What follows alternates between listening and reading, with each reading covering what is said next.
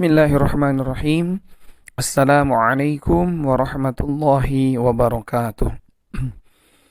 Alhamdulillah wassalatu wassalamu ala Rasulillah sallallahu alaihi wasallam wa ala alihi wa ashabihi ajma'in, amma ba'du. Puji dan syukur kehadirat Allah Subhanahu wa taala. Alhamdulillah kita dipertemukan Allah Subhanahu wa taala dalam materi misi Nabi Muhammad sallallahu alaihi wasallam, mata pelajaran SKI kelas 7. Semoga materi ini bisa bermanfaat untuk kita sekalian, terutama untuk adik-adik. Selanjutnya salawat dan salam selalu dan senantiasa kita kirimkan pada Nabi besar Muhammad sallallahu alaihi wasallam. Allahumma salli ala Muhammad, Allahumma salli ala Sayyidina Muhammad. Assalamu alayka ya Rasulullah.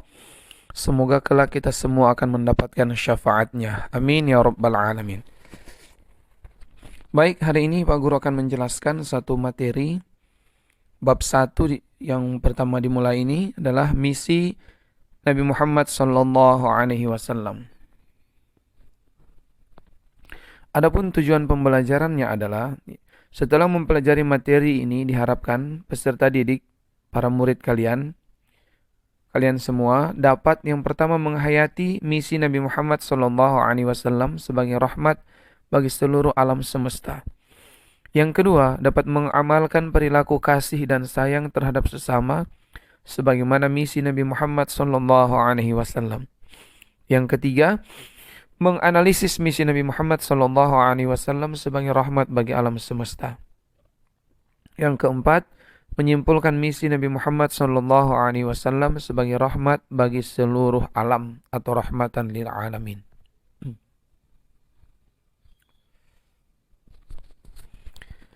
Sejarah singkat Nabi Muhammad SAW. 1. Kelahiran Nabi Muhammad SAW.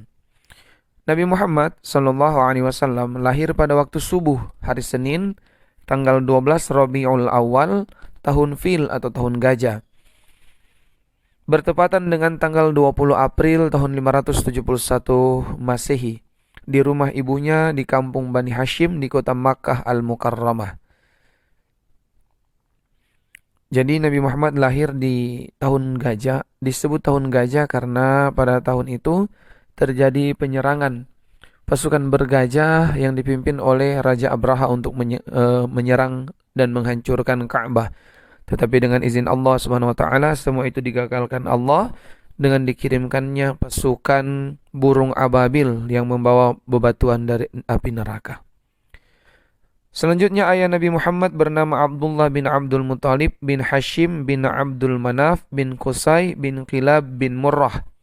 Sedangkan ibunya bernama Siti Aminah binti Wahab bin Abdul Manaf bin Zuhrah bin Qilab bin Murrah.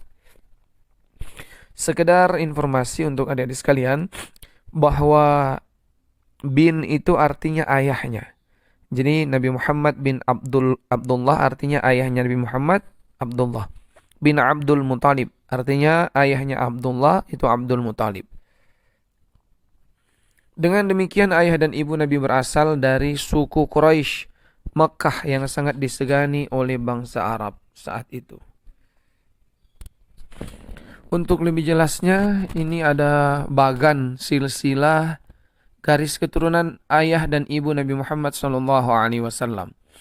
Kalau kita perhatikan dari garis ayahnya Nabi Abdullah, kemudian bin Abdul Muttalib bin Hashim bin Abdul Manaf bin Qusay bin Kilab. Sementara ibunya Aminah binti Wahab bin Abdi Manaf bin Zuhrah bin Kilab. Artinya mereka masih keluarga tetapi sudah sedikit jauh. Qusay dan Zuhrah kakak beradik, Abdi Manaf dan Abdi Manaf itu saudara sepupu. Hashim dan Wahab itu diistilahkan bahasa kita sebagai cucu bersaudara dan seterusnya. Jadi masih ada ikatan keluarga walau sudah lumayan jauh. Kemudian ayahnya Nabi Abdullah bin Abdul Muttalib meninggal di Yastrib saat Nabi masih dalam kandungan ibunya.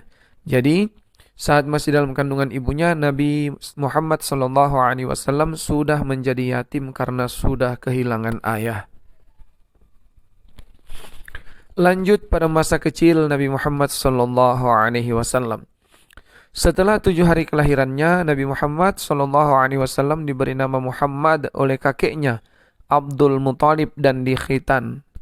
Sekedar informasi bahwa Muhammad ini atau nama Muhammad ini belum pernah digunakan oleh orang Arab sebelumnya. Pertama kali digunakan oleh kakeknya Nabi Abdul Muthalib ini ketika memberi nama kepada Nabi Muhammad. Sudah menjadi tradisi bangsawan Arab waktu itu, bayi yang baru dilahirkan disusukan kepada wanita dusun. Hal tersebut bertujuan supaya sang bayi hidup di alam yang segar dan mempelajari bahasa Arab yang baku. Nabi Muhammad SAW disusukan kepada seorang wanita dari dusun Bani Sa'ad yang bernama Halimah Sa'diyah. Nah, karena dia berasal dari Bani Sa'ad, maka dia lebih dikenal dengan Halimatus Sa'diyah. Menjelang umur 5 tahun, Nabi Muhammad SAW sering ikut menggembala kambing dengan Abdullah, anak dari Siti Halimah. Pada suatu hari, datang 2 orang laki-laki yang berpakaian putih dan membawa Nabi Muhammad SAW ke tempat yang agak jauh dari tempat penggembalaan. Salah seorang dari kedua orang tersebut membelah dada Nabi Muhammad SAW. Setelah mendapatkan benda yang berwarna hitam dari dada Nabi Muhammad SAW, kemudian membuangnya, kedua orang tersebut pergi begitu saja. Setelah bertemu dengan Siti Halimah dan suaminya, Nabi Muhammad SAW menceritakan kejadian yang telah dialaminya. Setelah kejadian itu, Siti Halimah selalu mencemaskan Nabi Muhammad SAW. Oleh karena itulah keduanya menyerahkan kembali Nabi Muhammad SAW kepada ibunya, Siti Aminah. Nah, ketika dalam pengasuhan ibunya, ia dibawa oleh Siti Aminah ibunya untuk berziarah ke makam ayahnya, kemudian mengunjungi keluarga ibunya di Madinah. Namun dalam perjalanan pulang ke Mekah, ibunya jatuh sakit dan kemudian wafat di sebuah desa yang bernama Abwah dan dimakamkan di sana. Sepeninggal ibunya, Nabi Muhammad diasuh dan dibesarkan oleh kakeknya Abdul Muthalib. Beliau adalah orang yang memiliki pengaruh besar di kalangan suku Quraisy. Abdul Muthalib sangat mencintai cucunya tersebut, yaitu Nabi Muhammad. Abdul Muthalib kemudian wafat di usia 80 tahun ketika Nabi Muhammad SAW berusia 8 tahun. Untuk selanjutnya, Nabi Muhammad dirawat atau diasuh oleh pamannya yang bernama Abu Talib. Masuk pada Nabi Muhammad SAW di usia remaja. Setelah kepergian sang kakek Abdul Muthalib, Nabi Muhammad diasuh oleh pamannya yaitu Abu Talib. Setelah berusia 12 tahun, beliau diajak pamannya untuk berdagang ke Syam. Ketika sampai di kota Basrah, mereka bertemu dengan seorang pendeta Nasrani bernama Buhairah. Pendeta itu mengetahui bahwa ada tanda-tanda kenabian pada diri Nabi Muhammad SAW. Ia berpesan kepada Abu Talib agar benar-benar melindungi beliau dan mengajaknya kembali pulang, karena khawatir terjadi sesuatu bila bertemu dengan orang Yahudi.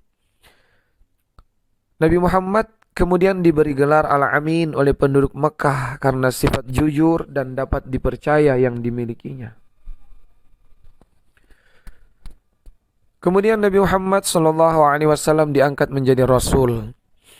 Nabi Muhammad SAW sering menyendiri memikirkan cara meluruskan jalan hidup bangsanya yang gemar melakukan perbuatan dosa. Beliau memilih Gua Hira sebagai tempat untuk berkhalwat.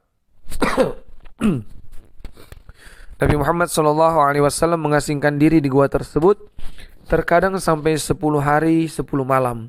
Bahkan pernah sampai 20 hari 20 malam. Hal tersebut beliau lakukan berkali-kali dan berbulan-bulan lamanya. Maksud dan tujuan beliau berkhalwat tidak lain adalah ingin menenangkan jiwa, menjernihkan pikiran, dan menjauhkan diri dari godaan duniawi. Selanjutnya ingin mencari kebenaran yang hakiki.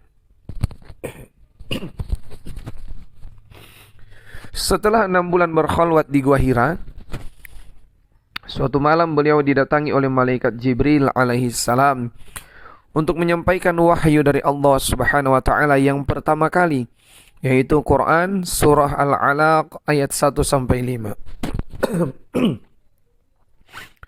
Peristiwa tersebut sekaligus menjadi awal diangkatnya Nabi Muhammad SAW menjadi Rasul Allah Subhanahu wa taala dari hadiratnya sebagai rahmat bagi alam semesta berdasarkan ucapan malaikat Jibril alaihi salam, yaitu, "Gembiralah ya Muhammad, saya Jibril dan engkau adalah Rasul Allah kepada umat manusia." Peristiwa diangkatnya Nabi Muhammad SAW sebagai Rasul ini terjadi saat Nabi berusia 40 tahun.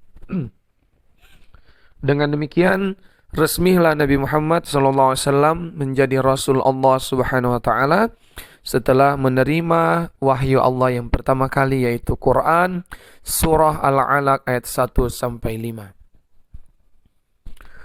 Terima kasih, demikian materi hari ini, semoga berkah dan menjadi ilmu yang bermanfaat. Untuk selanjutnya jangan lupa dicatat materinya.